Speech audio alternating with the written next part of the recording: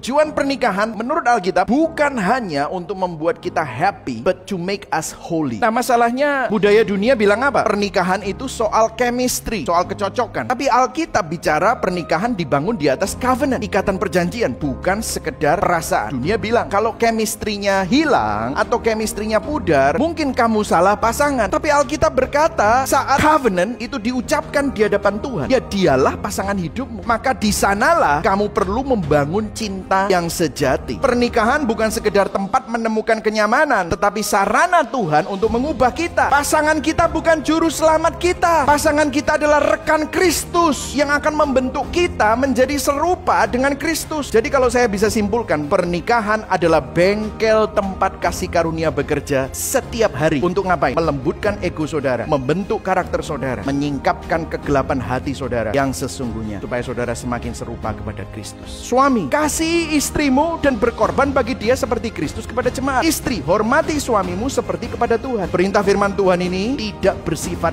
meritokratis. Maksudnya gini, kalau suami mengasihi seperti Kristus, baru istri hormat dan tunduk. Atau sebaliknya, kalau istri menghormati, baru suami bisa mengasihi. Bukan, perhatikan, yang dibutuhkan pernikahan adalah kasih yang berasal dari Injil. Tanpa Injil yang hidup di hati kita, pernikahan akan menjadi ladang kekecewaan. Karena cintamu dari kekosongan, bukan dari kelimpahan. Kebanyakan orang menikah dengan harapan dipenuhi oleh pasangan mereka. Dan tell you, itu gak alkitabiah. Kalau kamu butuh orang berdosa lainnya, orang yang gak sempurna to complete you, kamu akan kecewa karena kamu juga orang berdosa, pasanganmu juga orang berdosa. Kalau satu-satunya sumber kasih kita adalah kasih pasangan, maka pernikahan kita rapuh. Kita akan hancur saat mereka gagal memenuhi ekspektasi kita. Hanya hati yang kaya akan Injil, melimpah dalam kasih Kristus, yang sanggup mencinta bahkan saat tidak dicinta. Nah, pertanyaannya kan begini, bagaimana kita bisa mengasihi seperti itu? Injil adalah kisah cinta terbesar. Bukan tentang dua orang yang saling mencintai, tetapi tentang satu pribadi yang mencintai saudara dan saya saat kita bahkan tidak mencintai dia kembali. Siapa itu? Yesus. Itulah sebabnya Yesus dipanggil pengantin kita yang sempurna, supaya kita bisa menghidupi kasih yang seperti itu. Pengantin kita memperagakannya disalib. Dia ditolak supaya saudara diterima. Dia ditinggalkan supaya saudara tidak pernah sendirian. Dia disalahpahami supaya saudara dapat dipahami oleh Tuhan. Dia memikul beban kita supaya kita bisa memikul beban satu sama lain, termasuk pasanganmu. Dia menjadi buruk rupa di kayu salib supaya saudara jadi cantik, diperindah sebagai mempelai. Saudaraku, kamu tidak akan sanggup mencintai pasangan dalam kondisi terburuknya sampai kamu sadar Yesus mencintai kamu dalam kondisi terburukmu. Yesus tidak menunggu kita menjadi indah untuk mencintai kita, but He loves you so you can become lovely. Dia mencintai kita agar kita menjadi indah. Cinta